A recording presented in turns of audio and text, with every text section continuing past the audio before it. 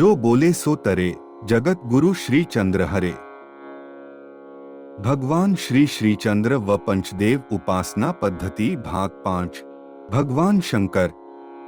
भगवान शंकर की मूर्ति श्वेत वर्ण है। भौतिकी का नियम है कि जिस केंद्र से अनेक वर्णों का विस्तार हो रहा हो वह श्वेत होता है। भगवान भोलेनाथ का शरीर इसीलिए श्वेत है क्योंकि प्रकृति के समस्त वर्णों का उद्गम वही है। मन का अधिदैव रूप चंद्रमा भगवान शंकर के मस्तक पर विराजमान है। यह ईश्वर भाव के द्वारा संसार को प्रकाशित कर रहा है।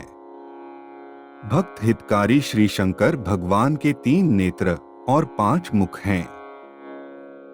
2 नेत्र सृष्टि और स्थिति के प्रतीक हैं, जबकि तीसरा नेत्र ज्ञान अग्नि या बुद्धि के देवता सूर्य का प्रतीक है। इसीलिए इसके खुलने से कामदेव भस्म हो गया था। 5 मुख प्रकृति के 5 तत्वों पृथ्वी, आकाश, अग्नि, जल और वायु के प्रतीक हैं। ये पांचों तत्व मिलकर समूची रचना को आकार देते हैं। भगवान शंकर एक ओर शिव भाव के द्योतक हैं तो दूसरी ओर प्रलयंकर रुद्र भाव के। आठ शिवजी 2 भावों को नामरूप प्रदान करने वाली विशिष्ट मुद्रा हैं। पहला शिवरूप और दूसरा रुद्ररूप। भगवान की 4 सुडौल भुजाएं हैं। उन्होंने हाथों में काम का सूचक मृग, धर्म का सूचक वर, अर्थ का सूचक परशु तथा मोक्ष का सूचक अभय धारण किया है। तीनों गुणों सतोगुण, रजोगुण, तमोगुण का द्योतक त्रिशूल भगवान शंकर का अस्त्र है।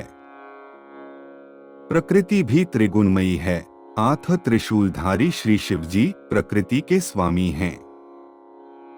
धर्म, अर्थ, काम, मोक्ष चतुर्लक्ष्य भगवान शंकर की देन है। जिस पर वे रीझते हैं उसे सहज ही जीवन के चारों फल प्राप्त हो जाते हैं। प्रलयंकर शिवजी का एक रूप रुद्र है। परमात्मा जब तामसिक शक्ति धारण करके सृष्टि में प्रलय मचा देता है तो प्रकृति का भी विलय हो जाता है। यह जीव के ब्रह्म में विलीन हो जाने की स्थिति है। इस काल में जीव का जीव भाव लुप्त हो चुका होता है, केवल ईश्वर भाव ही शेष होता है। यही दशा आत्यंतिक प्रलय है। रुद्र रूप में शिवजी त्रिशूल हाथों में धारण करते हैं और ये त्रिकाल का द्योतक हो जाता है। त्रिशूल त्रिविध ताप का प्रतीक भी होता है क्योंकि उस स्थिति में दुहकों की गहरी मार प्रलयंकारी हो जाती है। रुद्र रूप में भगवान शंकर कपालमाली, श्मशानवासी, भुजंगधारी, भस्म लिप्त, व्याघ्र चर्मधारी या हस्ती चर्मधारी, विषपाई और डमरूधारी हैं। भगवान की मुंडमाला प्रलयकालीन जीवों की स्थिति की सूचक है। सृष्टि विलय काल में जीव भगवान शिवजी में समाहित हैं। हृदय पर धारण मुंडमाला से यह संकेत मिलता है। स्थूल का अंतिम परिणाम भस्म है। स्थूल ब्रह्मांड को भस्म रूप में लाने वाले शंकर हैं। शरीर पर भस्म लिप्ति इसी तथ्य की सूचक है। जीवन की सुषुप्ति अवस्था ही शमशान है जहां रुद्र का निवास है। पुनः काल भी भगवान शंकर के अधीन है। इस भाव का नाम रूप चित्रित करने के लिए शिवजी महाविषधर को धारण करते हैं। व्याघ्रचर्म या हस्तिचर्म धारने का भाव अति बलशाली जीवों पर भगवत शासन को प्रकट करता है। भगवान शंकर अनिष्टकारी पदार्थों को भी हितकारी बना देते हैं। इसी तथ्य को विषपान द्वारा प्रस्तुत किया गया है।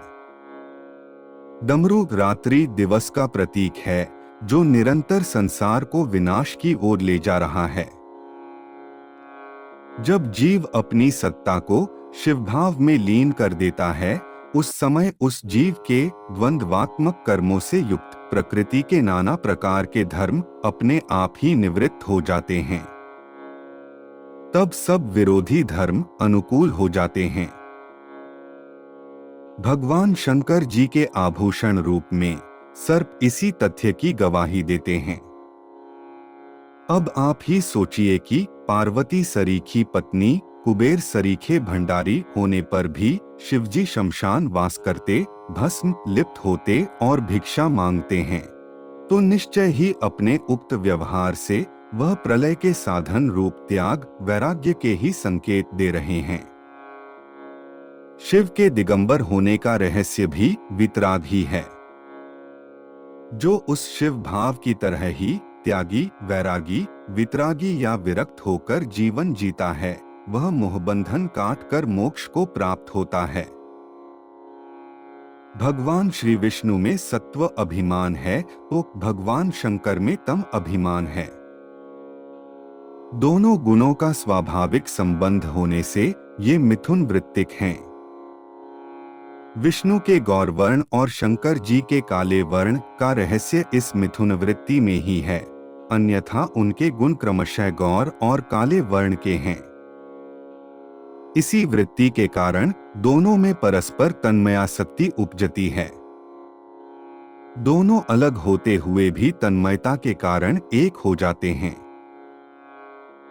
पृथ्वी तमोगुण प्रधान है और शास्त्रानुसार पृथ्वी के अभिमानी देव शंकर जी हैं। इसी दृष्टि से पृथ्वी का सर्वोच्च पक्ष हिमालय उनका शीश है।